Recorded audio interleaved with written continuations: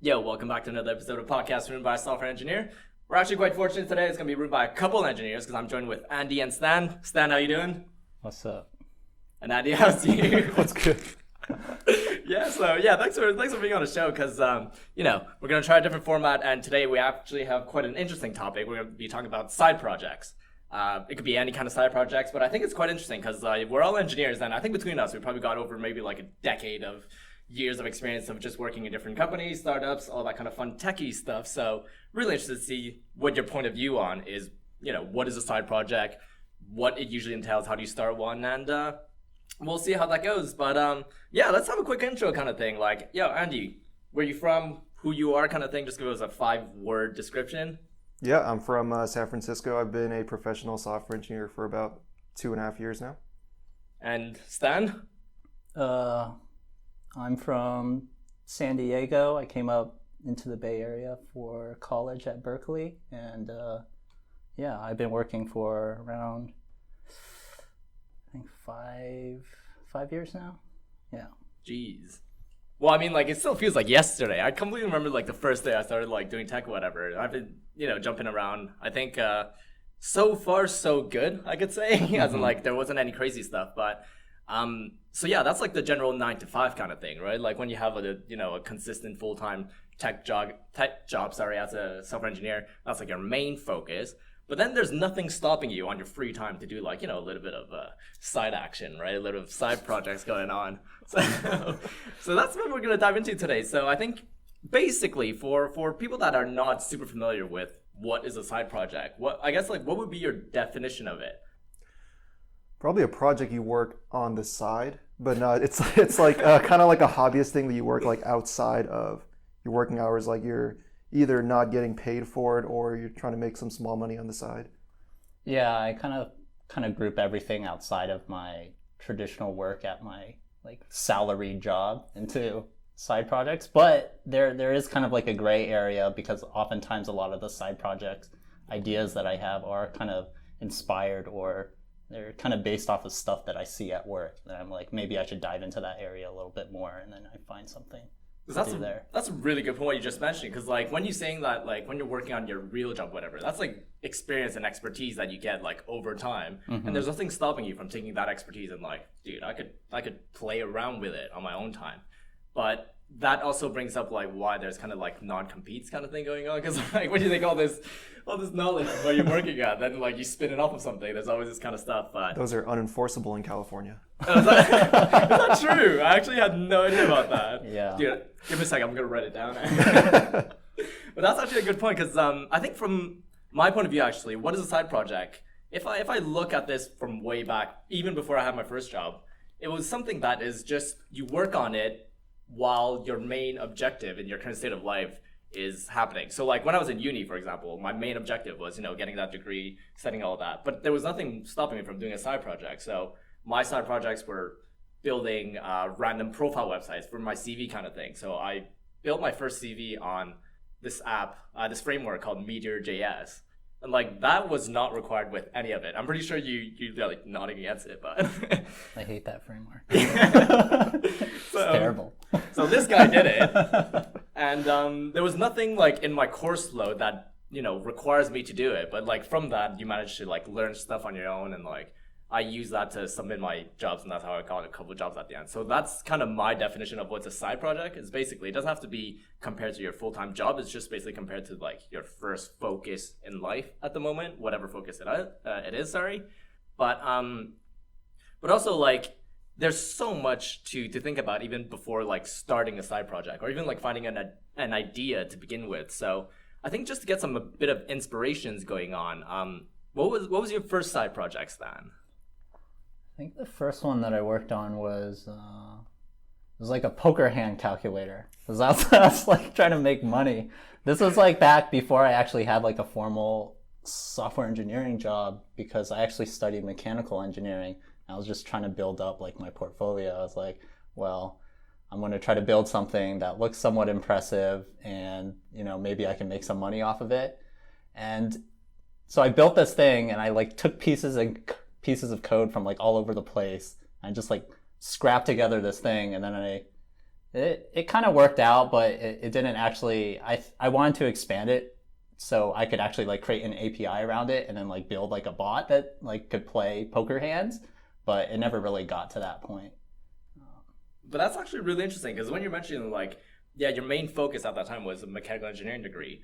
How much of that helped you in terms of like being able to build and code something? Because I guess the main focus of the mechanical engineering was not actually coding, was probably something else. So how did you manage to do it on your own and learn how to code and do all that kind of stuff? Yeah, a lot of my mechanical engineering education, like coding was kind of tangential. It's kind of like a means to an end. If you've ever like done like Arduino coding, it's like it's not like, enterprise software. It's like a big while loop and then you just throw a bunch of logic in there and it just constantly checks it. So it is coding, but it's very different from like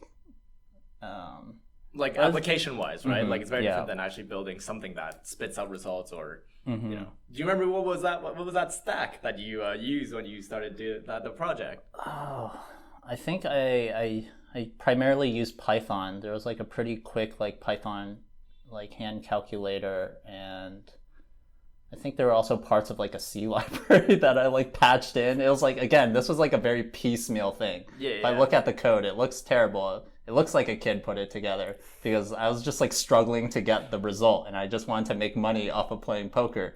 But it was only really good at evaluating like initial poker hands. Obviously, it doesn't take into account any of like the human aspects of that game. So it's like, it didn't really work out.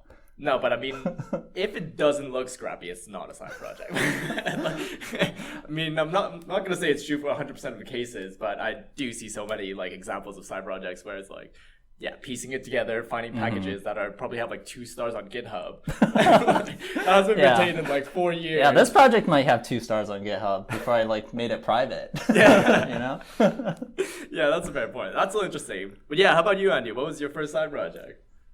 I think the first side project I had was like really a long time ago. It's like, I think it was back when I was in high school. I made like a GUI for this script on iOS that would pirate iOS apps. Like it would remove the DRM so that it can be installed on basically any device.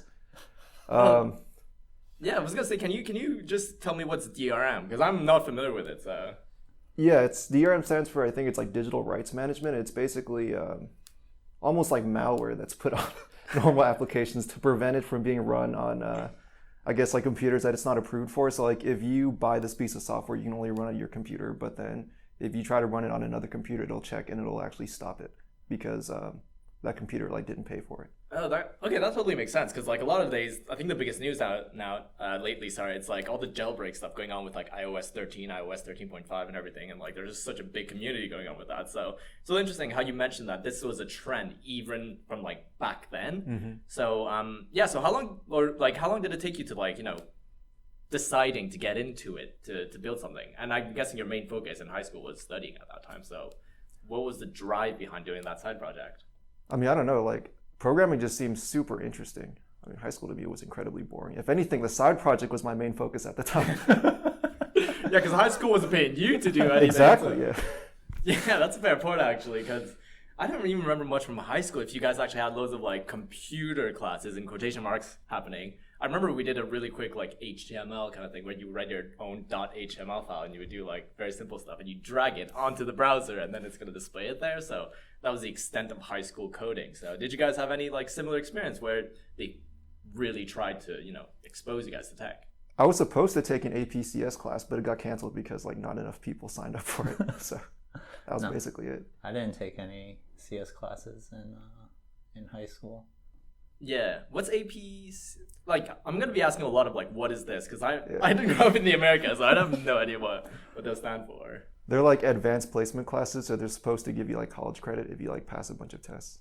Oh, that's annoying that not enough people sign up for those then. Like, but then again, I remember back then we weren't like, I personally wasn't like so grateful with all the stuff that was happening kind of thing. I didn't really know how to like reach out and be like, oh, this is really interesting. I feel like a lot of us would agree that if we go back to high school, we'd enjoy it a lot more. Oh, for sure.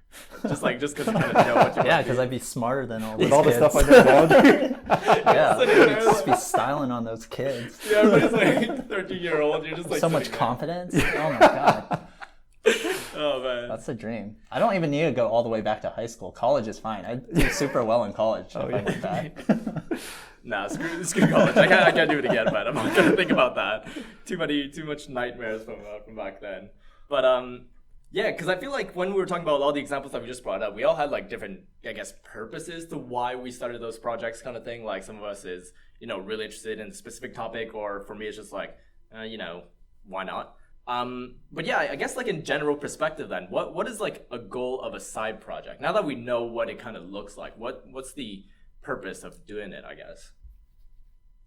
I think when I was starting out in my career, the main purposes of my side projects was to kind of just like gain experience in like various technologies, like frameworks.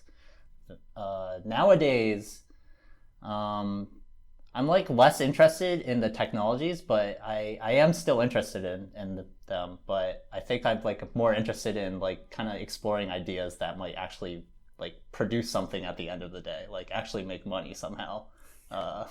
That's a fair point, actually, because the money wise, that's a very fair point. You have these people like making. The thing is, they don't count it by hour. That's the one thing that you could differentiate.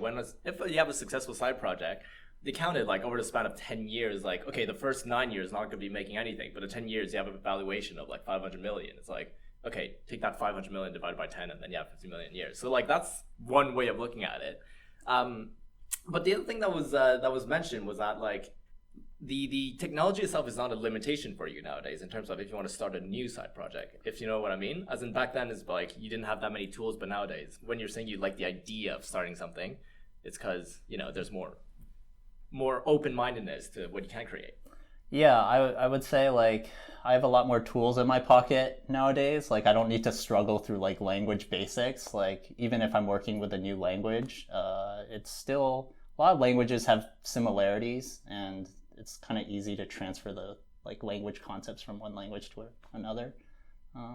Yeah, but I still take those opportunities to use like new languages, like like Go and Rust. Like those are like the new kids on the block, and sometimes you just want to try out something new, learn something new, and you can kind of tie that into something. But again, that almost seems like secondary to like, well, I want to build something cool now, as opposed to before it was just like, well, the cool thing is the objective. Yeah. Like I just want to work with this technology. I don't really care what I build with it. That kind of makes a print on me, because it was basically like the same thing back then. It's just a shift of priority. We still learn new stuff, new technologies every day nowadays anyways, but like as you were saying, like the main focus is that now that you have this set of basic skills, the world's your oyster and you could build whatever you want. But I guess what was mainly the focus for you when you were doing side projects back then, Andy?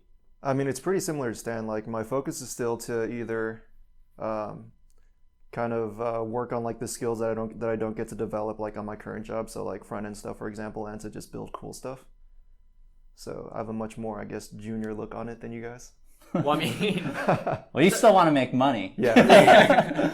It's all relative at the end of the day. Yeah, I think like the goal wise is very interesting, because like for people that are still studying and like their main focus is that, like I remember when I was studying, the main goal was that like I want to be coming out of there with a job or something. So like a lot of that, when I was my first side project of building like a profile, like an online CV, instead of having like a PDF or like a Word sheet to show people, that was kind of like my main focus. Thank God that worked out. But yeah, on the side is that like life is full of like jackpot moments. Life is full of like opportunities that like if that turns out to be a really good idea, and like the side effect is that like you make money out of it, cool.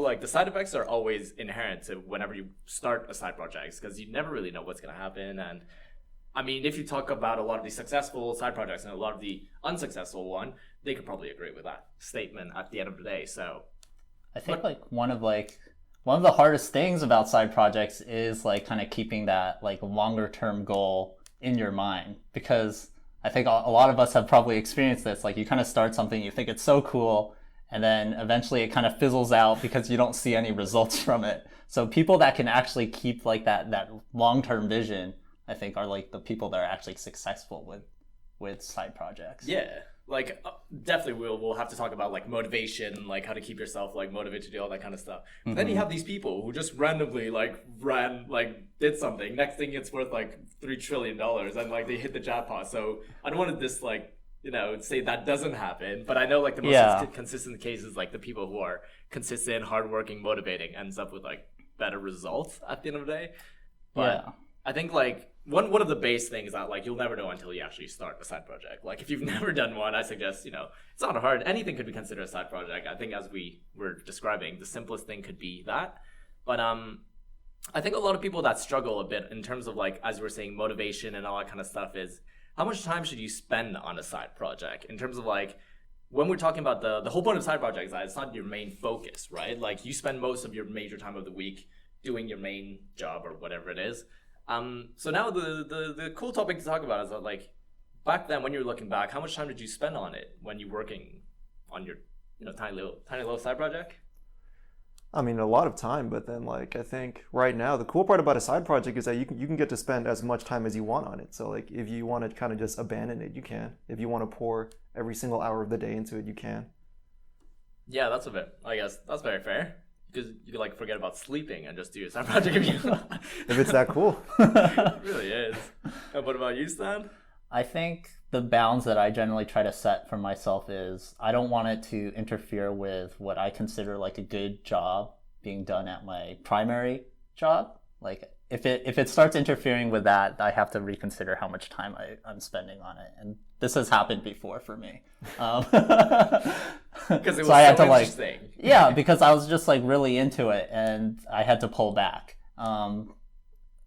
I think, but it really varies. Like a lot of my side projects were actually like hackathon projects. I went to a hackathon with like my friend, and we do the hackathon, and then sometimes we just leave it at that 24 hours, and then sometimes we would like try to add a little bit on top of it, and that took up some amount of time, but usually that fizzled out pretty quickly. It's kind of, again, like the hardest part about a side project for me is like actually like sticking to it and like continuing to add. Well, that's the thing, because it's really a balance of like the immediate results or like the immediate satisfaction, but then again, like a lot of times it's not going to happen, or it depends on just what your goal you set was at the time you were working on that project. But I'm actually really stoked that you brought up like hackathons, because I think the whole concept behind them is that they were never enforced in terms of like your curriculum when you were doing university or whatever, and it's if you wanted to do it. I'm a terrible person. I haven't been to many hackathons when I had the opportunity to.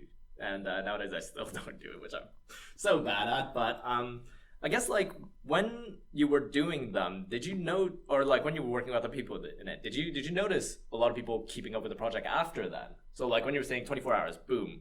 Then do you know like a couple of people who did anything after? Or I think from what I've seen, it's quite rare. But that's just from my personal experience. I haven't like interacted with that many people from hackathons. I don't really meet up with new people at hackathons because the few times that I did, oftentimes those people were terrible. Like they were not very good engineers. So now I go with like one person that I trust, that I know will be productive and that we can output something by the end of the 24 hours. But that's so like, it's not a waste of my time or like other people's time. I mean, you wouldn't have known that if you've never done those hackathons to begin with. You would have never known that your team could be. There's a lot of bad engineers out there. People who like to talk a lot and can't code anything. And the thing is, like, it's so annoying because you can always say this, not just for hackathons as well. It's so annoying when you think about uni. Like, I might have been one of those bad apples sometimes, but it's always like it's a concept that you can like kind of relate to it. But I think like when we're talking about like what was the goal of a side project, the goal of these hackathons is definitely like you get exposed to so many different stack, so many different people, I guess, but also so many different ways of tackling a problem that you could come out either being very satisfied and very happy with the project or not, or you could be completely pissed off that like you wasted 24 hours. But at the end of the day is that like you still gain something out of that. So sorry, you were saying. Well, the main objective for my friend and me were to just make quick money because like we found a pretty good formula there. He's like an ML person, right. And then we would just like frame like these problems in like with like an ML solution, and then it was usually like a pretty easy win at the hackathon. We would like win like a couple thousand every single time we went. Dude, yeah. Was that straight up cash or thinking about like proper like? Well, you get taxed on it, but like it's like we won 5,000 one time, we won like 2,000 the other time. Another time it was like another like 2,500 or something. Like it was just like little quick monies. I think there's a great incentive because I mean, like, at the end of the day, is that like you derive so much innovation at a cost, right? Like the cost for whoever's running it, whoever's like participating in it, there's a cost to it. But then again, well, like the people attending, I'm pretty sure it was free for uni students, so that was pretty cool. But like the cost of these organizers that like, oh yeah, we'll have prize pools, we'll have all that kind of stuff, but you could get so much out of it. It's a good investment that if they end up spotting good people out of it, then like years down the line they'll be working for whatever company they're interested in or who actually sponsored that event, and it's like they'll make so much more return off of it. So sometimes you could say that, you know, it's a win-win situation. Sometimes it could just be like everybody benefits off that at the end of the day. So man, this has gotten really like optimistic. I don't know what it is. This whole talking about side projects has been really positive. So I think like well, I mean, from my point of view of like how much time you should be spending on a side project was that back then I was in uni and I guess I was quite full on my courses every semester, so I would always have like at least like 4 or 5. So when you get the burnout of going to a class and coming out of it, it's like, oh, I don't want to work on a side project kind of thing. But I think it was honestly on you to do it, which is kind of weird to say because like I used to have a gaming computer, which I don't nowadays, and it was so easy to just like run up a game and like play that. But then at the same time, like you gotta have the motivation to be like, okay, this is gonna pay out in the long run. Like working on a decent looking CV is gonna pay out. Like no matter where you are, who you are, that's one thing I'll totally suggest. Just build something with a CV. That's gonna be pretty. But in terms of numbers, in a week, I honestly didn't spend more than like an hour a week on it. So I think like you would be surprised how little time you can spend on a side project, but also like having so much, you know, return or outcome to it. So is that do you agree with that or? No, for sure, that makes sense. Yeah, any time is time well spent.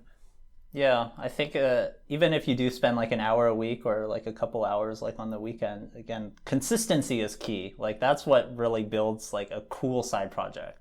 Like again, like these hackathons, they were nice, but the main objective for my friend and me was just to make some quick cash. Like we didn't really have like the objective of like continuing a lot of these projects because they would take so much more time and consistency that we didn't really want to put forward I mean, in terms of effort.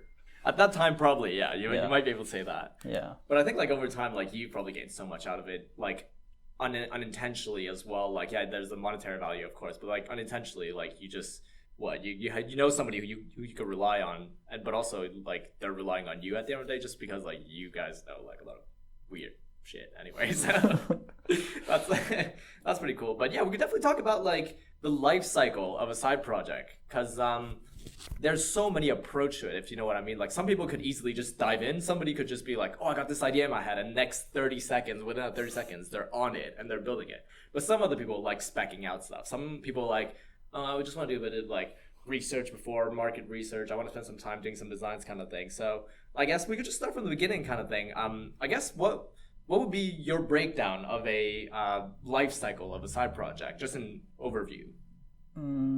It kind of varies from project to project. Like I said, a lot of the times I see something at work and that might inspire me to like look into that technology a little bit more. I think like one example was back when we were like looking into Vault. I was like, well, Vault seems like a pretty cool service, but also seems like you kind of have to do a lot of stuff like to set it up. Mm-hmm. Maybe there's like if you could create like some kind of like Vault as a service type thing. And I started looking, and that kind of sent me down like a train of thought around like just encryption in general. And I was just looking into like a lot of encryption concepts and kind of learning about that.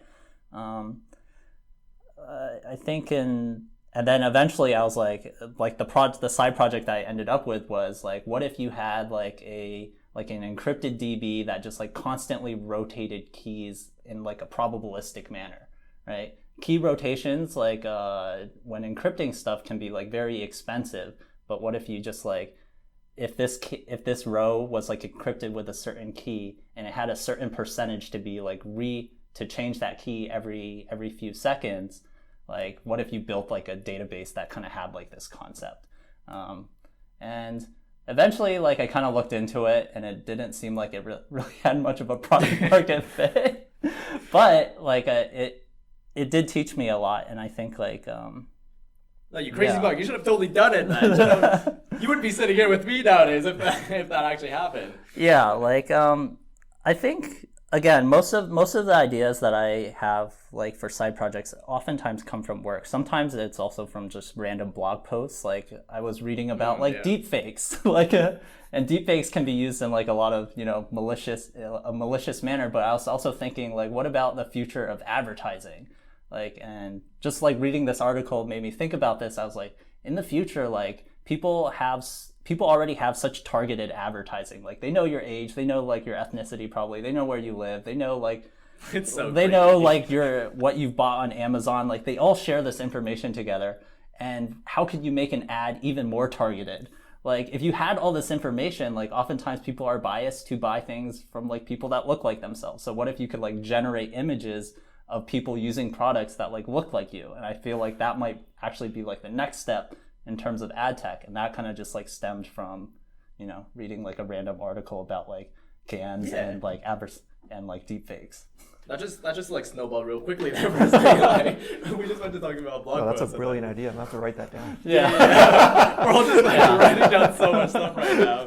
Dude, man, I think your life cycle of projects are so amazing because you just start with like nothing, and next thing you know, it's like so much expansive thoughts about it. But I guess like, yeah, what is your idea of breaking it down, Andy? If you know, you have a project to tackle.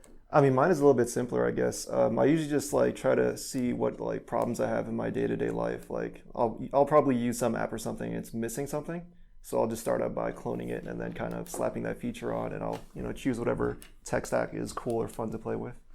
Oh yeah, okay, we could definitely dive into that, like in terms of like, oh, what we consider cool and what we consider useful or easy to use, because like as engineers, like I think in today's era, we're quite fortunate to have like a lot of tools out there. And the whole point is that there's engineers trying to make other engineers' lives better, which is where this whole like building tools for other people, that is you know, so that they could develop faster, they could develop more happy, and we don't like break our screens every 2 seconds, like just punch right through it.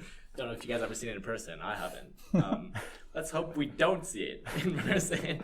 But yeah, just to recap on the big quick like life cycle of a project, you can see that a lot of the emphasis, like right at the beginning, the idea is like very key, just because you want to, I guess, market fit to it. You want to see people being interested in that, but also you want to be interested in the actual idea to begin with. So breaking down the life cycle, the beginning phase, the idea is super, super important. I think the other thing that I like looking at, the second phase, or like the phase a little bit after the idea, is like the process of actually building the product out. Because the thing is, like, you're not going to get any response or any feedback until you actually have a product to show somebody. So with all these ideas and everything, boom, next step, get it rolling, write some code. Or you don't even have to write code sometimes nowadays. You could even just like generate a lot of this stuff. And then just to wrap up is that, the life cycle I was talking about, wrapping up is that after that you've built something, the third phase would kind of be like, you could either keep on working it, or you could start marketing it, or you could do like all of it at the same time in parallel. So that kind of gives you an indicator of how successful your, I guess, project is. And then you could make decisions in terms of, do you want to continue it, or do you want to drop it, or do you want to delegate it to somebody else? And I think the example you brought before was at a hackathon kind of thing. You start building your idea, you build it, and then there's like the confirmation phase where it's like, is it a good idea, is it a bad idea? And then that's where you see the split in terms of, these people dropped it, maybe 1 or 2 picked it up, and then like other are just like recycled maybe down the line. So I think that's a very general consensus of what a life cycle of a side project is. Because by the time, if it completes this whole cycle of you know, being successful at the end of the pipeline, it can become your main project, and then it would be considered a side project anymore, which is a different life cycle, I guess. So that's kind of how I would see it. But it was kind of quite good, like quite interesting that we put a lot of emphasis into like starting a side project. So I mean, we could definitely go with a point where like kind of going off of what you guys were saying, the idea bit could come from many different sources, right? So back in high school, it was kind of maybe apps that you were using, kind of stuff like that.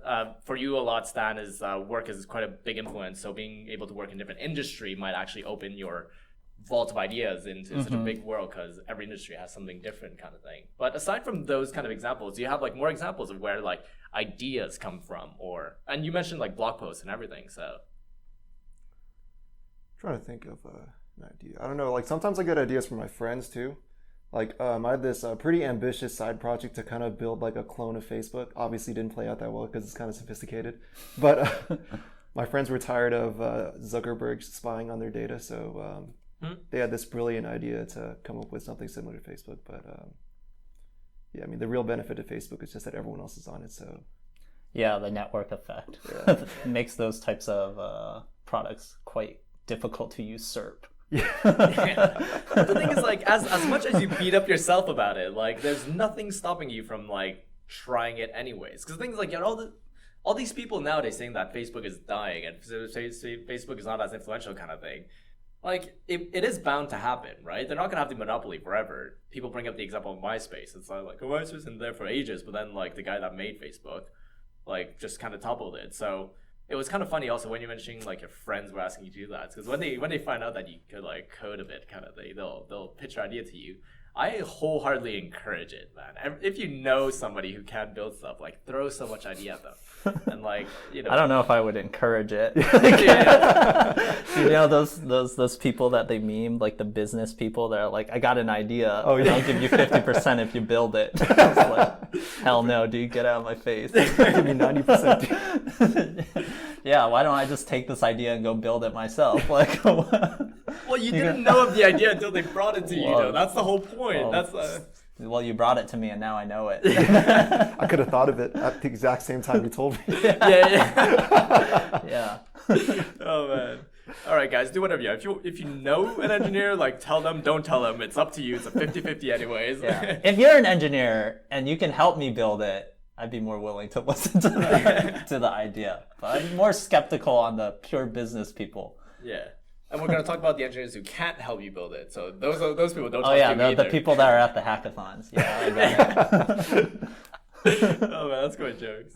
But yeah, I think we kind of wrapped up in terms of like where ideas come from for side projects. A lot of my personal like side projects, the idea comes from like just a random interest that I got, and I'm like, why don't we just automate it? A lot of times the question would be like, why don't we just make this simpler? Why don't we just make this more efficient? I think like the stuff I talk about quite often is like investing or like taking your money to do something. You don't always build side projects off of it, but the thing is like, is the drive, because it gives you like a concrete goal, right? Like if your goal is like, whatever, make more money, or you just want to be right. You don't even have to invest your actual money. You just want to be right that the next prediction that you do in the next 5 days is good. Then like, that's the drive that you got. So this idea comes from stuff that you already do every day. So like if you, for example, you're somebody who just has a bit of saving and you invest every day, you do that no matter what, whether you have a side project or not. But if you want to get an idea from something that you're doing all the time, then just build something off of it. Look at what you're doing. Especially like, I like the people who they do like, they cook every day, or they do something and they get better over time kind of thing. And then like their side projects could be spinning off of that. If somebody bakes a cake like very often, their side project is really just like make it sociable, as in like make it a thing that everybody could look at and share and do all that kind of stuff. That's considered a side project. You don't need to know how to code to do that kind of stuff, because a lot of tools are available to do it nowadays. So I guess that kind of ties into what a side project is. It doesn't have to be completely technical, but the idea comes from something that you consistently do nowadays. The other bland example that I get a lot is that you know how you drink water every day? And then like, and then people are like, why don't we sometimes? There are days I skip, you know. and then like from that, you have people who like want to start water company, like water drinking companies. I think that's a very logical thing to do, man. If you enjoy it, if you see the appeal of like drinking good water, then like, yeah, take that as a side project. Do your own thing. Find your way to distill it or whatever. You're gonna learn so much out of it. It might not work, but that's like a logical thing to do if you wanna. I liked one of the ideas that you said, that sometimes money can actually, like the amount of money that you're making from something can be like a kind of like a standard metric that you use to compare it to something like your job, to see like how successful it is. Like, and if ever you're like your side project income like exceeds like your standard jobs, maybe that's the time when you like actually want to switch over or something. Oftentimes there can be things that are like difficult to measure, like let's say you're like building like the next new Facebook, but you're not monetizing any of it. How do you actually track the success? Some people use like metrics of like, oh, how many users you have, user engagement. Sometimes those things can be more difficult to measure than, you know, just saying like, oh, I made this much money. So sometimes like falling back onto like using money as a comparator between which projects are successful can be like an interesting perspective. Yeah, you're kind of describing the level of difficulty of like, you know, quantifying your ROI basically. Like you're kind of saying that if there's a direct, easy way of seeing your return of investment, then it's really easy to justify. But then like as the case is of this amount of users, then what does that even mean in terms of return on Yeah, investment or like X are the amount of users actually doing stuff? Like what's the value to the user? It can be hard to actually like quantify that. You can like there are ways to quantify certain dimensions, but money is like so universal. There's a reason why currency exists. It's because people don't want to barter. They don't know how to compare apples to oranges. They say like here's the universal standard. Here's a currency and everyone has a value at this currency with this currency, and then you can start trading based off of that. We should base everything off of Big Macs, man. Which is like that's a currency, dude. Yo, your car, man. I'll give you. Yeah, that could be the next crypto coin, dude. It'll be a stable coin, dude. Yeah, Big Mac coin, stable coin. It'll be hella stable. That's what I can say on that. Oh man, but yeah, I think this is such a good segue because we were just saying like all these idea or whatever, like when you're talking about like RIs and all that. But the thing is like before even in this life cycle of before even coding your project or even starting your project kind of thing, like how much research you want to get into it. So you have to put a little bit of thought. Or I mean, okay, that's not true. You could totally go into it without any thought of it kind of thing. But I think it's just picking your guys' brain kind of thing. Andy, like how much research you think should be done before a project? Or, you could say zero if you want. I think minimal. Like the less research you do, kind of better, because you can always go back and change things. Like this project isn't like a work project where it has to go out by this time. It's like all free form. So you can probably go one way and then realize that, oh shit, this isn't going to work. And you can easily go back and redo it. It's not a big deal. Mm-hmm. Okay, so yeah, so saying iteration is like super good, right? Just because you're in a phase where it's really easy to iterate, as opposed to if you're down the line, like it's a lot harder to be like, oh wait, we can't completely shift the idea just because we committed so much into it. Do you know any kind of like tools that if ever you do want to spend the most minimum amount of time researching, what are like the main tools that you should just do a quick search or anything? Or I mean, it depends on like what I'm trying to build. If I'm trying to build like a back-end service, for example, I just search for most popular back-end frameworks and languages. Dude, that's so efficient. And then pick one of the top 3. Are you doing like technology research or like more product research? Because like product research is like, oh, does this actually make sense, this idea? And then like technology research is like, will this technology make sense for this solution? I should have definitely formulated that question that way, because I mean, that's a very good point in terms of like, well, I guess what is research kind of thing? So from your point of view, is that like, do you need both? Do you need to do tech research and product research? Do you only need one or like neither or? I think, well, I'll just preface with like, it depends on how much commitment you actually want to make to the project. Again, if it's like a hackathon, you could probably, just think up an idea in 5 minutes. Like you don't have to actually validate it in the market. You're just kind of making a guess that it'll like make sense to the judges. But if it's something that you actually want to like scale out and like actually build something, I think you actually should do like a good amount of product research if you're going to sink a lot of time into it, right? You don't want to go down the wrong branch and then, end up like, oh man, this solution doesn't make any sense. No one's using it. And you spent all this time like coding it up. Yeah, forget about sleep, man. You just spend all, because like I agree with you, because I've seen so many cases on, well, like I've done it myself a lot, where I would spend loads of time researching something, be like, yo, this has to be a good idea, but there's all the numbers backing me up and all that. Do it, and then like either you lose interest or it just doesn't actually pan out the way you think it is. So I think obviously it's like case by case, right? Case by case, sorry.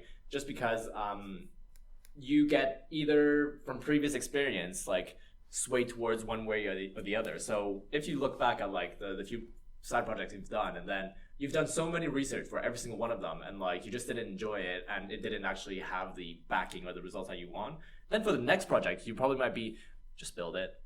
Forget about researching, forget about thinking about the stuff, just build it, we'll see how it goes kind of thing. But then you have the person that did that 3 times in a row, and it's like, I built 3 things in a row and like it never really works out, but then they do the opposite. It'll be the next one, I'll do a bit of research to that. So yeah, that's a very like young engineer mindset to just build it and assume people will come. I think like a lot of us probably thought like this when we were like, oh man, I just learned how to code. I have all this power. I'm just going to code this up and people will come. and then no one ever comes. Yeah. Probably because you didn't do your product research. I mean, that's true for like most cases, but there are the cases out there. I'll defend the people that have done that and then they've exploded into something great. So Yeah. if we take the average, that's probably true for like. Yeah. Before I used to underestimate like product managers, but now I appreciate their value because I spend all this time building something no one ever wants to use. You know, that's just as upsetting as like. That is true actually. But even for like personal project, do you think that even just for fun then, for the people that have the objective of not having like a monetary value, do you think that much project management is required to even start the project or? Yeah, I definitely don't think that level is necessary. I mean, like the view that I'm coming from is that side projects are something that I don't really expect to make money off of. I have like much more reasonable ambitions. So like in those cases where like I'm just doing it to either create like a product that I'll use personally or my friends will use, or like to learn technologies, I don't think that much involvement is required on the research side. Yeah. I'm guessing, I guess I was kind of taking it from the perspective of like oftentimes people, they're like working a normal 9 to 5 and they actually want to be like, they have like kind of an entrepreneur mindset and they're like, one day I want to start a company or one day I want to do something myself. And oftentimes like usually most people don't actually quit their jobs and then just immediately bank on nothing. That's a very fair point because when we're talking about like this transition of like when do you know you want to change your main project to like a side project kind of thing, I've spoken to I've spoken to a lot of people that they're currently founders at different companies kind of thing, and that was a very similar process where they've always had like a main job or like a main focus, and then like on the parallel they're working something else, and that kind of like grew and took bigger. So there was never a point where, well, from my personal experience, that the people I've spoken to is that a lot of them were doing this transition phase where you do both of it at the same time, and then one of them kind of gets big. But it's interesting that in this area, in the Bay Area, Silicon Valley area, you wouldn't be surprised to see somebody quit like a hard stop, right? They'll do a hard stop on their main job and then just like jump into this side project kind of thing. Have you guys known anybody who's done it or? I've known people that have done it. Generally, they're in like situations where it's not like they don't have like families to support, so like they can take like larger risks. Dad, why are you doing this? Where's the food? Yeah, like, or they have like a lot of savings, like, so they decided, okay, here's like my runway. I'm gonna give myself like a year to try and pursue this. And like, I believe you should take like calculated risks. I don't think like if you don't have any savings and like you're not a coder, like, and you don't have any like connections to like VCs, probably don't just quit up your job and like say you're gonna go start the next like Facebook. Like that's not really a calculated risk. I mean, yeah, I agree on that. But then you don't win big if you don't risk big. Well, again, like you can risk big, but it should be calculated. Like the person that doesn't have I don't know. I also believe like people in more desperate situations oftentimes like end up like in like these creating like companies, because like let's say like you lose your job and then you're just like, oh man, I don't know what to do, like maybe I should just go start my own company. I think like desperate people can actually end up in like these pretty nice situations. Like if you're working at Google, oftentimes like you have like these golden handcuffs, like you're like, oh, I have to give up so much to go pursue this other thing, dude. Right? Which is why I think like oftentimes someone in that situation should like work on something in a side project. Like don't just give up like this nice cushy job that you have. If it's cushy and you have like spare time, like, you know, invest that time towards something that you may want in the future, but maybe you don't have to jump off immediately just to pursue it. Yeah, I think that's a very good like overview of most cases, just because like that's a reasonable thing to do. Calculate a risk, dive into something that you're confident with, but also like if it ever don't work out, you have something to fall back to after. Mm-hmm. And what people do like doing though is that they'll pick out the maniacs, and they'll pick out the ones that have like, you know, they're so driven in their head that they'll risk everything for it. And where you got like, you know, some people like refer to as like these genius, like Steve Jobs back then or whatever. Did he really risk that much when he wanted to dive into all these projects kind of thing? Like, was he worried that he wasn't gonna have food on his plate the next day if he started this whole company himself kind of thing? Or I don't know. This is just a really speculative question because that just came across my Are mind. you talking about Next? Like when he started Next? Yeah. Or when like him Maybe and he was Wozniak just spiteful. That's my guess for getting outed from Apple. Yeah. And then he sold it back to them, Yeah, see, so like when you're talking about these people and this, like, I don't know if it was desperate at the time or whatever, but it, like, you have these people who make such impact over like decades just because they were put in that position to begin with, right? Yeah, but it's difficult to compare Steve Jobs at that point of his life to like, the average person because he already started Apple and Apple was already like a pretty big company when he was outed and then he went on and did something else. Yeah, like he already had clout and it's not like a random person. The Silicon Valley clout, man. Yeah. That's actually quite an interesting topic at the end. See, calculated risk, right? Exactly. It's not the McDonald's worker just quitting and saying, I'm going to start a company.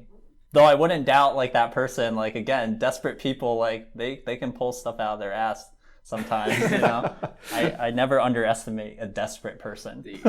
You'd love to hear the jackpot stories, man. You'd love to hear that, whatever that happens.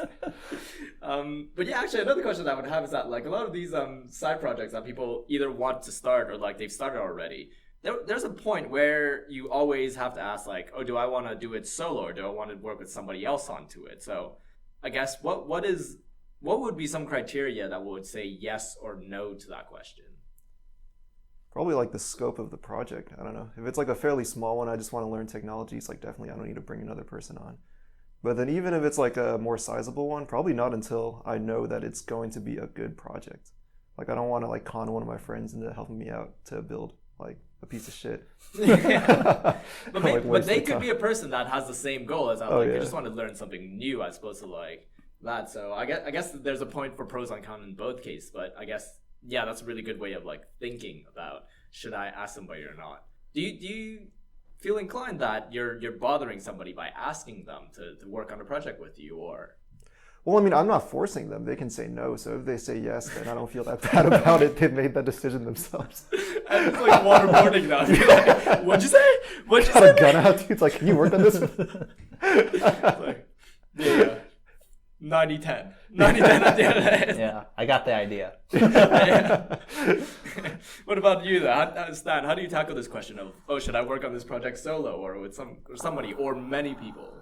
It's tough to say. If you kind of look at it from like if you kind of look at it from like an entrepreneur's perspective, a lot of VCs, like they really like, co-founder companies, right? Yeah. And the reason why they like it is because it's easier to commit to an idea if you have someone next to you. If you're by yourself, I feel like it takes a lot more willpower to actually, continue on when you run into something that's difficult. But if you have someone over there that's like watching you, that's like, and then you're not doing your part, it feels a lot worse. So it's like motivation to actually like continue on with the project. You should work with Andy, man.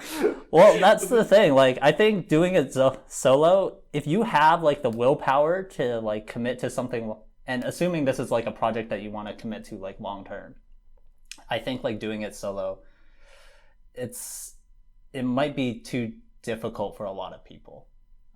I think there's a very strong benefit to doing it with someone else. I could definitely see a case because like a lot of these point of views like come from tech people who do have the power to build these stuff and from scratch kind of thing. But then there's a lot of people, very driven people out there who didn't have a background or doesn't know how to code at the end. And I've actually known a lot of cases where these people are reaching out to, as we were saying, like other engineers who people are capable of doing it. And I've seen good partnerships come out of it. So I think like assessing what you know to begin with is absolutely one way of answering this question. Like, am I able to do this task? Then if yes, then yeah, doing it solo is not that bad of an idea. But if you're looking at yourself and be like, no, I got no idea how to do any of this, then that's where you could incline yourself to be like, oh yeah, maybe I could bring somebody else on and like we could just see if they're as interested. And then both of your expectation is like reasonable in terms of like, oh yeah, we're okay if it doesn't work out. We're okay if we're just going there for pure interest and there's like no money expectation to it. Then yeah, I could definitely see a good, pro of doing it with somebody else.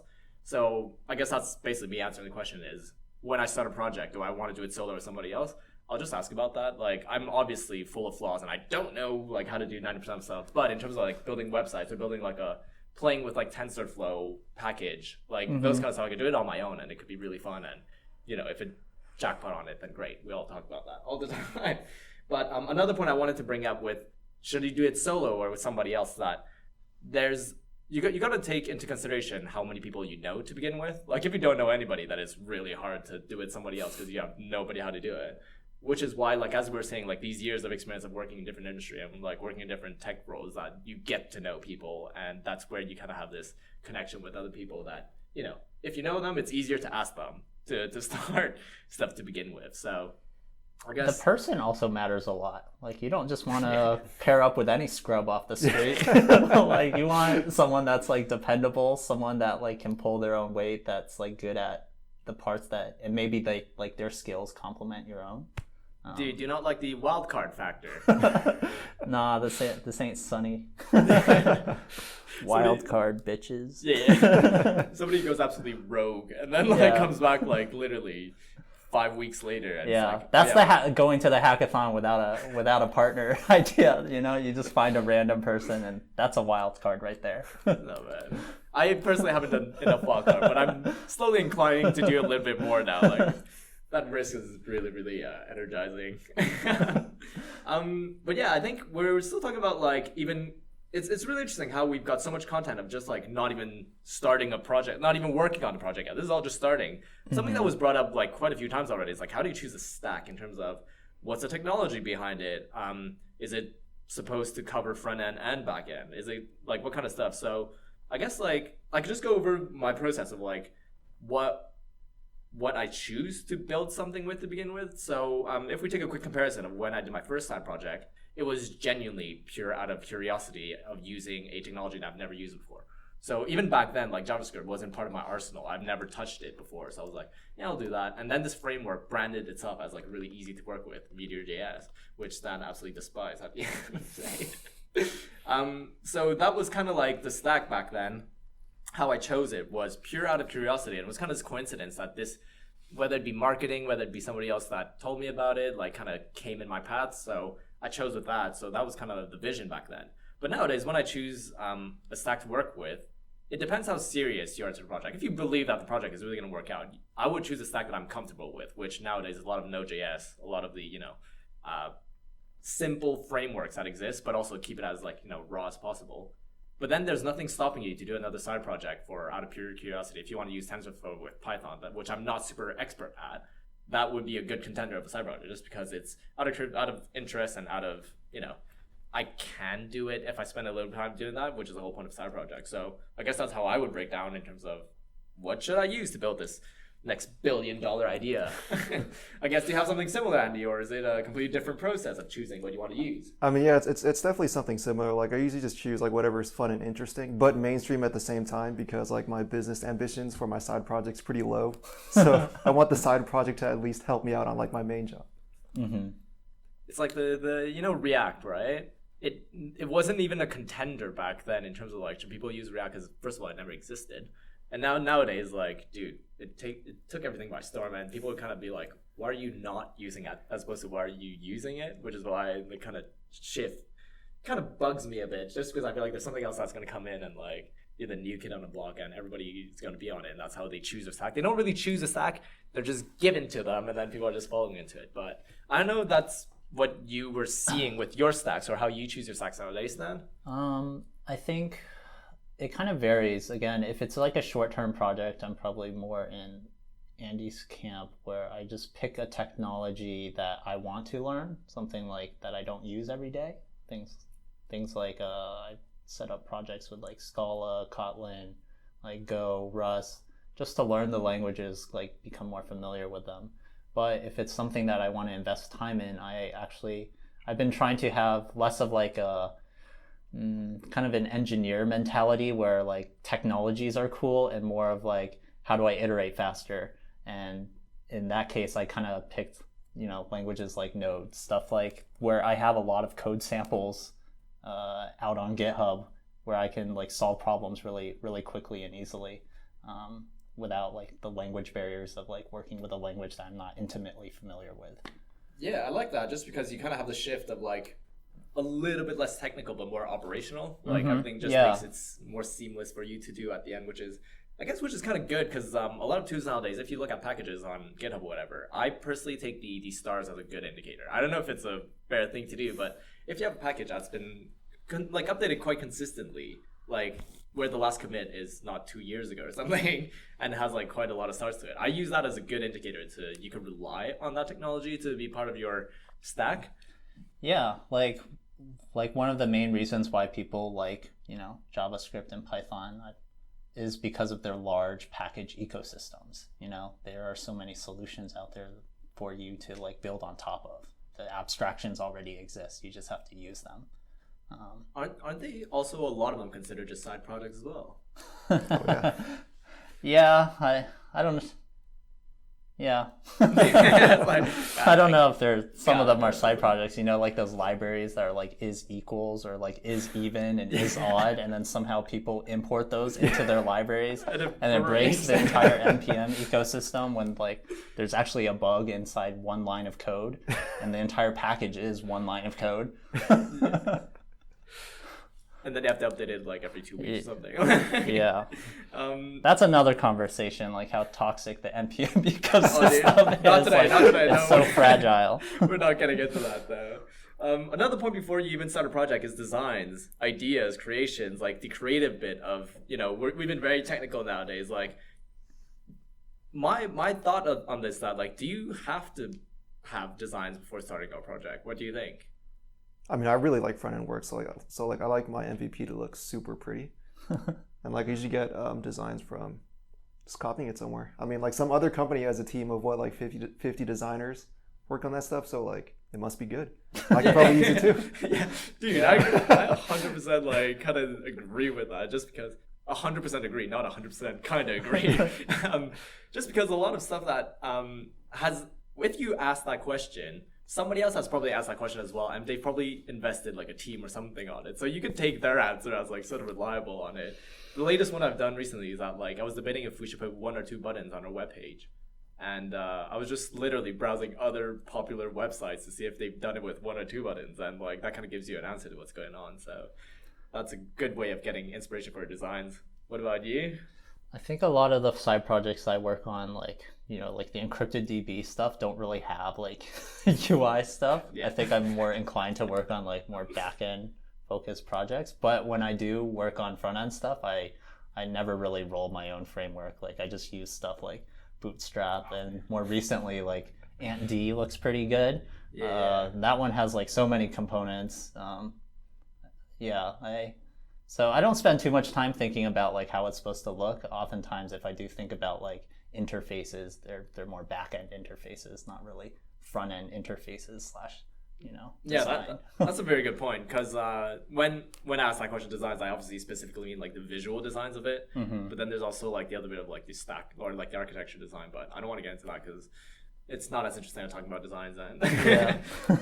I just want to give a big call out that one design that I've never fully figured out, and this is me trying to get inspiration, is sometimes on Apple's products page, when you scroll and like the images like kind of meshes into like the text and they become that. I've spent time looking at the console and trying to figure out like how do they manage to have that incorporated, or like every time you scroll. I have no idea what you guys are talking about. It's so pretty, dude. Go on Apple's website right now, man. Yeah, it's so nice. It's just so confusing because the thing is like I just want to know the concept, right? I don't want to redo it. I just want to know the concept. And like these designs, like I'm more than happy to spend some time researching it. And if you're able to create something that, that kind of tracks as you go and does it, I think it's a great side project. So that's definitely on my list to do. But that was one of the examples when you're talking about inspirations of getting something else from some popular other projects. But there was also a point I want to get into, is that like when you do a project, there's always the monetary value, is that how much, I guess, money you want to spend on a side project. Because the thing is, we're talking this whole time about like, there's never a guarantee that you're going to have a return on any money doing side project kind of thing.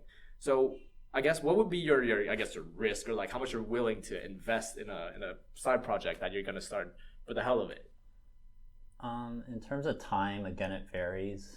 Like, again, for a hackathon, I'm probably only going to invest 24 hours. For something a little more long-term, it's tough to say. I think the time is more limited based off of like my willpower to commit to it. In terms of money, I'm so cheap. I'm like the cheapest guy. Like I'll use like the free credits. I'll create like a new, GCP account just for the free credits to host something. Like if I want to train like an ML model, like I've definitely emailed like Colab, like Google Colab, to ask for more credits. With my Berkeley email, and I tell them I'm a student, and so and they're like, "Oh, you're a student? Okay, yeah. Here's all these free credits to like train whatever you want." But I think that's so that's like a I'll positive. hustle to get those free credits, you know. I mean, that's a positive because like all these big companies have like programs dedicated to these kind of situations. Like Yeah. you're doing it because they see the need for it. So I don't see any like harm in any of that stuff. Yeah, just because I'm pretty cheap. there's a range of cheap. There's free, and then there's a big range of cheap, and then like there's people who are actually like investing on that. But I guess yeah, Andy, what was your approach in the past couple of like projects you've done? I mean, like time for me, like the hard limit is just how much free time I have. I mean, I would never cut into like, I don't know, work or like, Yeah. I wouldn't like skip out on hanging out with my friends or something like that. Not today. It's like, sorry guys, I got to work on this. Yeah. It's the next Facebook though. You're right. Yeah. Just grind it out for a little bit. Yeah. Don't forget to use your education email to get all those. Free Yeah, credits. dude. If you still got your EDU email, you can get a lot of free stuff just by emailing. Dude, I don't, man. UCSB takes it away. I have a at ucsbalumni.com email. Oh, really? Yeah. I'm pretty sure you can still manage to do Maybe some you magic could. behind that. Yeah. I kind of agree with the bit where it's like all these free credits from like university kind of stuff. They were so useful because I didn't even think it'd be beneficial today, but just the fact that you've done it back then, like it's just a long lasting effect that you could reuse some of them today. And something that I've seen a lot in like more the professional side of like startups or whatever is that these companies are more than happy to give you like more free credit than they advertise. So they'll advertise be like, oh, you have like this threshold of freemium, right? Mm-hmm. But then like if you reach out to them and you tell them, oh, this is just a personal side project or whatever, but I really like your technology kind of thing, they're more than happy to be like, oh, yeah, we'll extend it. Yeah, We'll maybe you give should just say it's for COVID. Right now, they're throwing out a lot of credits for COVID-related apps. You know all the ins and outs, man. Yeah, just throw in like a view that says these are the COVID numbers, and you just pull it from some other COVID API. No, dude, the site I showed you, my friend's side project, like Yeah. the infection map, he gets like free stuff from Netlify, I think, and then like from Mapbox as well. He like reached out to all of them. Yeah. They're paying for everything. Yeah, dude. See, Yeah. COVID's the hot kid. I mean, no, that's not the message. That's not the message, man. The message Yeah, is that's how you get free credits. COVID branding. no, the message is there's a lot of resource out there and you can use it for the better. But I think for me, monetary wise, is that I think some things that I always am willing to pay for at the moment. I pay for my DigitalOcean host and my domains. I think those are the ones that I'm fairly cheap. I'm not going to invest like $1,000 on a side project just because like there's a chance it could work out really well. So I look at the basics of what I need. So if I need like a couple of domains, then yeah, I'm more than happy to shed a couple of dollars to get a domain going.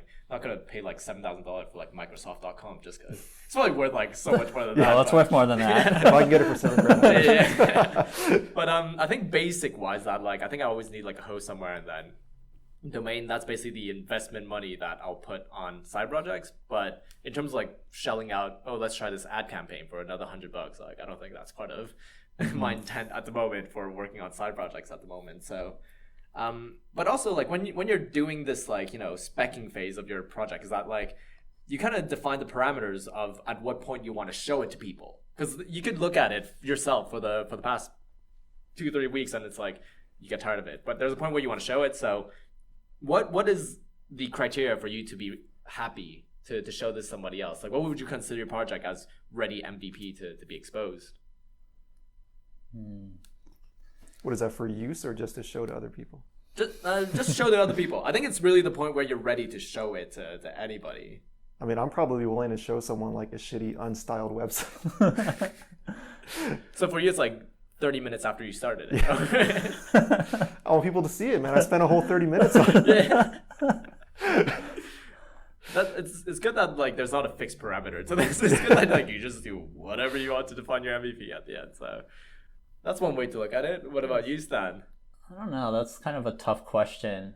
Like, again, I used to have more of like an engineering mindset where I just like kind of build something and I continually want to add features, but I wouldn't want to show anyone until it was like feature complete. So it was like never really MVP.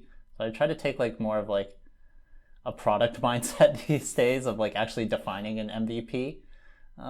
It's tough to say. I would like to say that I was like Andy and I would show people like 30 minutes after I started, like once I have any kind of functionality. But oftentimes I'm just like way too self-conscious about it. So, props to Andy for having that, confidence. Hey, but the good part is that like if you show it early, you get more feedback early. I know, yeah. I think it's the right thing to do. It's just like I just feel so bad when it looks terrible. It's like, and eventually there will be this feature. And I'm just trying to like justify my code. It feels bad. Dude, don't worry, man. We'll show on your code no matter what. We'll show on your feature or your project no matter what. Yeah. I think my minimum criteria for an MVP is that most of the time when you work on a side project, I just try to focus on one feature that you could do really well, or like the whole main objective of that project. And then if you achieve that one feature, I think it's great to be starting to show to people, no matter how easy or how complex that one goal of your side project is. Complete that one, I think that's the MVP. And then you get your feedbacks of more, if this feature works well with another feature I could do, then that's where the feedbacks come in. But I think for me, whenever you're defining your goals for that, I think it's just figure out what's that one thing you wanted to do really well, and then if you coded that out and it works most of the time and you cover all the cases, then show it to people, and then that's kind of like where you start rolling on the ball. So I guess it's interesting. We've got so many different approaches to it in terms of like how we're deciding when it's ready. But I guess when you have all this done, all this prep done, all this like, I got this idea of what I want to build and what to build it with, and who I want to build it with, and you set yourself a goal basically. How do you know after building it that you've, I guess, achieved that goal? So you're coding something, right? How do you know that basically how you validify what you built is ready to be shown to people? I think it's more difficult to define that goal. I don't know. Like if you have a clear definition of MVP, then like once you've reached that definition, then you're at that point. But again, like the most difficult part is like defining what is MVP, and that's again more of a product question. Yeah, but you're also responsible for the product role when you're working on the side project alone. Like once you find that business person, the 90-10 split. You just delegate to what I think like in a technical point of view is that like if you're able to confirm that your code works. That's a pretty low bar, dude. I'd put the bar a little higher. If you confirm that your calculation is not spitting out random number. Yeah, if it compiles. Well, you'd be surprised. That's a big goal for a lot of people, man. Maybe with Rust has a lot of, compilation guarantees. Oh, man. But I guess, I think obviously it's a really hard answer to give to that question at the end, to be like, how do you know you reached your MVP? Well, I guess like depending on your goal. For me, when I was saying like if I have that one feature and that one feature works, that's my goal. I guess that's technically me done working on it, and I can start showing that at the end. But I guess another thing that when you're working on a project, like currently like heads deep and like thinking about stuff, when do you allocate time to do it? Do you do it before work, after work, during work? Don't implicate yourself. What would you say about that, Andy? Definitely not during work. No, I usually do it on the weekends. I like having like a good block of time where I get to focus on it. And I feel like before work and after work, it's like not enough time.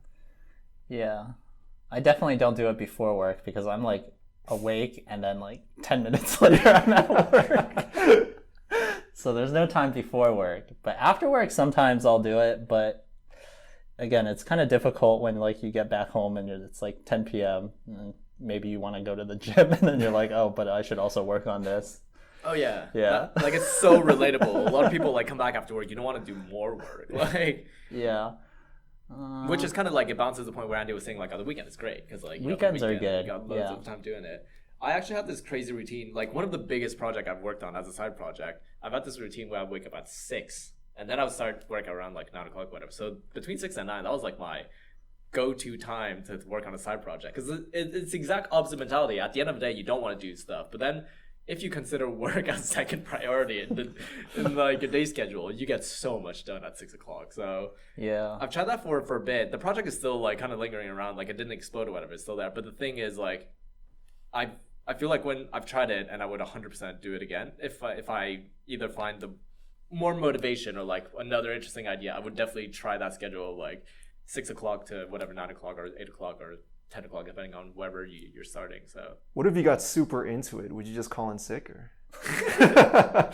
just, I haven't done this for this job, but before I would do hackathons, and then I'd be super tired, and then on Monday, and then I wouldn't go. I'd say I'm working from home on Monday.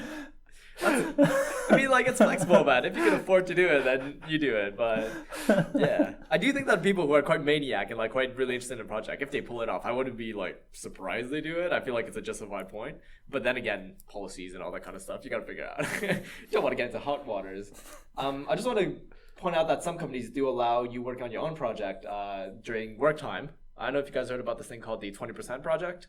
It's something Google. Yeah, I think Google does it. I don't know if any other companies do it, but I heard it from Google that they do this 20% project where if you perform well, you could be part of this project where 20% of your work time could be spent on whatever you want. So I heard about this when I went to a talk in, I think this was in London, where we had Eric Schmidt, who used to be the CEO of Google, and he was with a couple of panelists as well, Alan Eagle, I think, very, very prominent in that field. And they were talking about this 20% project, and what they used that was to write a book between them.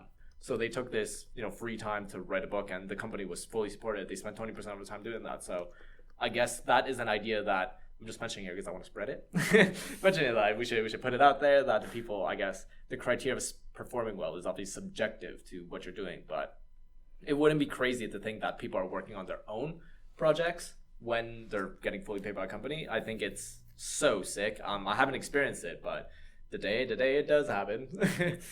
Does Google own those ideas?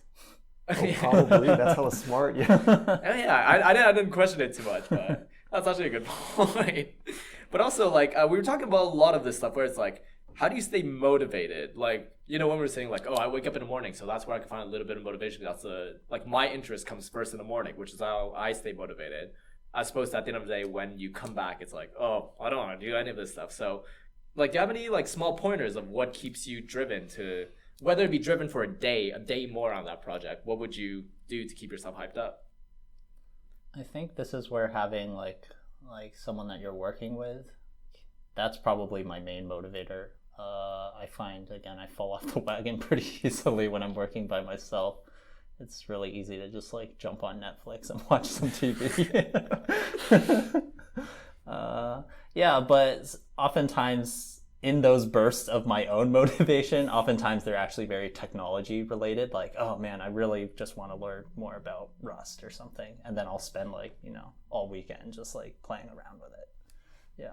That's cool, because like when you're saying all weekend, that's more than like the person that starts with an hour and gets demotivated after that. So, well, again, I think the person that spends an hour a week is actually better mentally than I am. I mean like a person who can actually commit to something. Like, I'll commit a weekend, but no, I meant it's like so much harder. I meant like an hour forever. Like, you just do 1 hour and that's it. Like one blitz of 1 hour. I don't know how far you'll get with Rust in an hour, but maybe something. Yeah. Yeah. So yeah, Andy, how do you tackle this like driven motivation problem, or maybe not even a problem, like this stuff that happens when you work on side projects? Yeah, it's definitely a problem I haven't solved. Yeah, right out of the gate. I guess. I definitely have the same problems as Stan. Like, it's so easy just to, I don't know, just to either like forget about it or get distracted by something else. I think there are very few side projects I've like actually completed. Yeah, like another thing that I underestimate is like sometimes I'll be really into an idea, and the more I think about it, I'm just like, no, this doesn't make sense. And then I'll talk myself out of it. I don't know if it's like that bad of an idea or if I'm just like lazy and like talking myself out of doing any of the work. It's tough to say. Too bad. You need Andy in this one. He'll train you up, man. You'll be good to go. Yeah. No, I'm kidding though. But yeah, I think motivation is always a fun thing to talk about. I think it's just for me to have it on the peripherals, like just knowing that it exists, even though you like stopped working on it for a bit, but know that it exists, and like if it kind of haunts you a little bit and like you still have that little bit of interest to it. That's one way I find to keep myself motivated. Is I haven't thought about this in a long time, and then like I got more knowledge since I touched it last time. Just because I know it exists makes me want to go back to it. So that's usually how I keep myself motivated. But then like it's really crushing when you don't have like results, right? When there's no immediate like, oh, satisfaction of putting this out there. A lot of people are on it, so that's like the opposite end. But I guess you have to balance that. But there's so much resource out there. I'll probably try to, I guess, if I feel really down about a project, I'll probably just find other inspiration or articles out there that says like, simple tricks to do it. Most of the time it's BS. Like most of the time it's like, oh, just reshift your to-do list. Like it might work, might not work. Actually, that was quite motivated. I used the Trello board for one of my own side project. It actually worked like quite wonderful because the act of like dragging your ticket of like your swim lanes of one to the other, it's minimal, but I think that was a good burst. I don't know if you guys ever done anything similar, but Did you assign your own points? no, because the thing is, like, I put in everything in 999, and like, it didn't really make sense at the end of the day of doing all that. Wait, this was a side project that you worked on for work? No, this was just my own side project, and like I wanted to keep track of like I guess the features or like the current progress of what's happening with that side project. So you're building a project to keep track of your project. Yeah, I was using a Trello board. Bullshit. Yeah. And the thing is, like, you feel motivated. Have you actually been productive is the other question, and I don't know if it helped, but yeah, it was definitely a psychological thing where, like, you're staring at a board with, like, stuff moving around, and, like, I mean, that was definitely encouraging at times.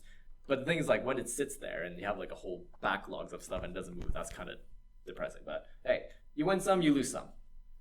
One of the things that a lot of people want to have at the end of the day, confirmation, is really just we've gone through the whole process. We've spent time looking at the idea, we spent time thinking about it, and then we've spent time building it, and we spent time completing our main objective of that MVP. You've got a prototype, now what? What do you want to do? Do you talk to your closest friends first? Do you talk about some random strangers? Like, do you have like an approach that you've either tested or you want to test in the future? Yeah, I mean, I don't know. I usually just show it to my friends, and that's about it. I've got fairly low ambitions for my side projects. I mean, that's a very valid point, though. Yeah. Like, they're the kind of people that would like give you crap or give you like Yeah. praise, like honestly, as opposed to like somebody who doesn't want to hurt your feelings and be like, yeah, it's nice, but like, but yeah, showing to your friends is a good point. It's tough to say. Again, I probably haven't gotten very far. Like, I've built a bunch of these things, but oftentimes they're just like private repos, like Yeah. on my GitHub account. I don't know. Like, usually the furthest I'll get is, actually hosting it somewhere, but even then it doesn't gain too much traction. Like, one of the products that I actually built was like it's called like Derm AI or something.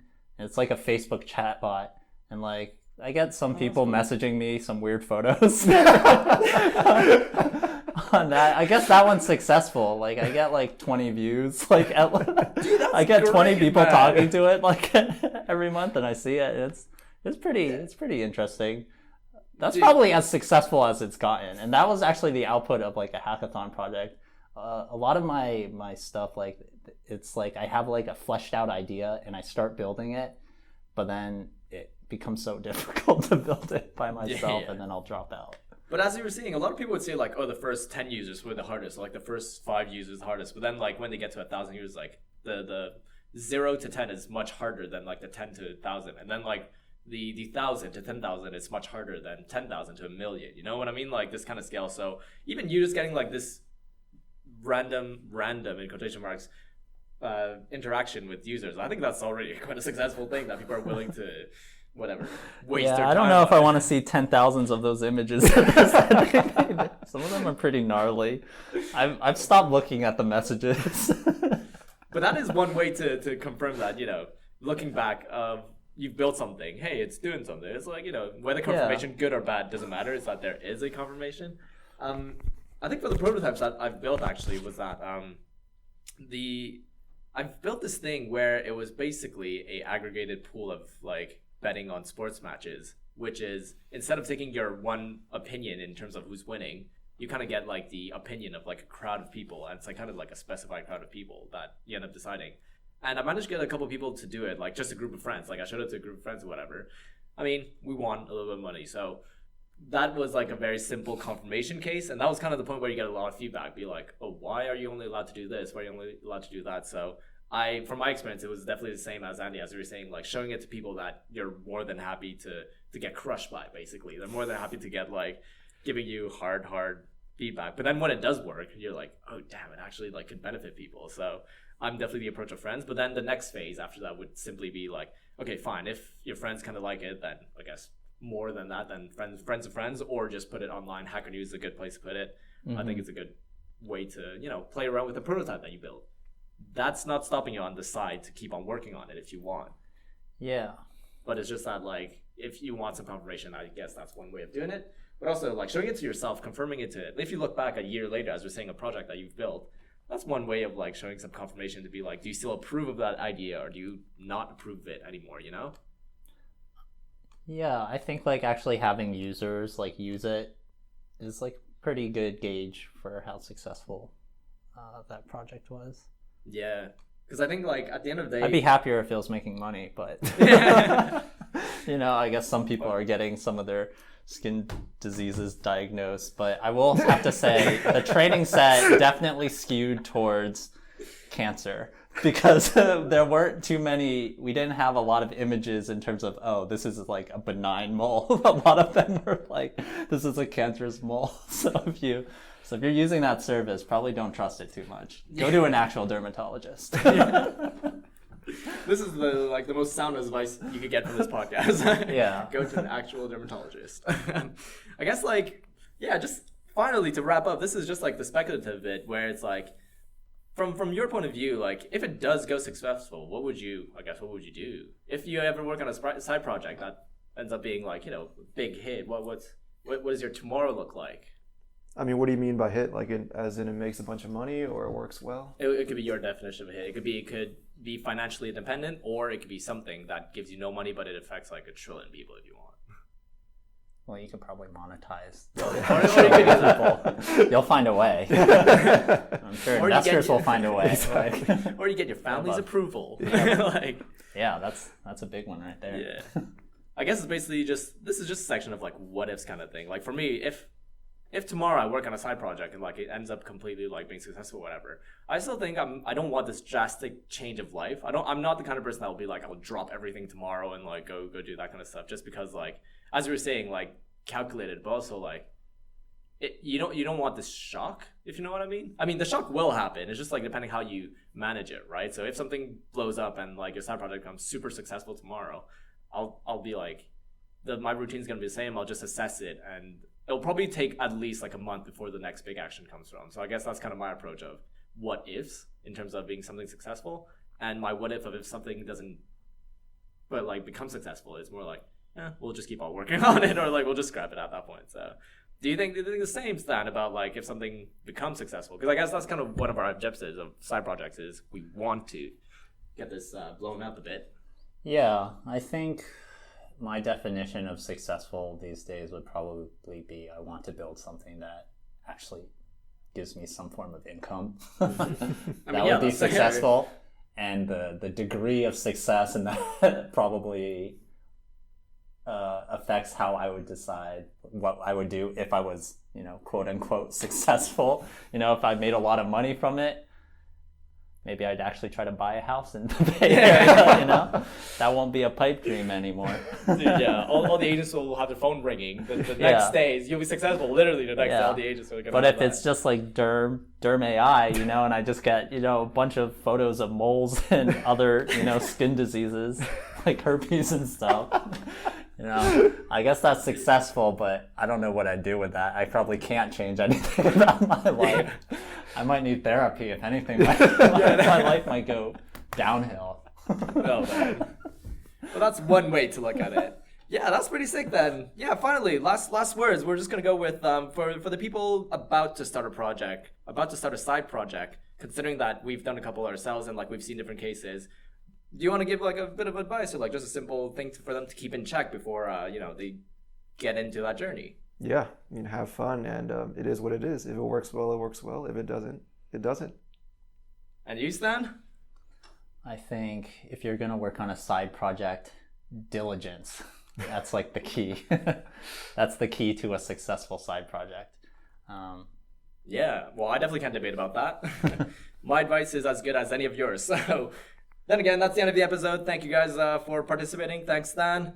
Thanks, Andy. And I'll catch you all on the next episode of A Podcast Room by a Software Engineer.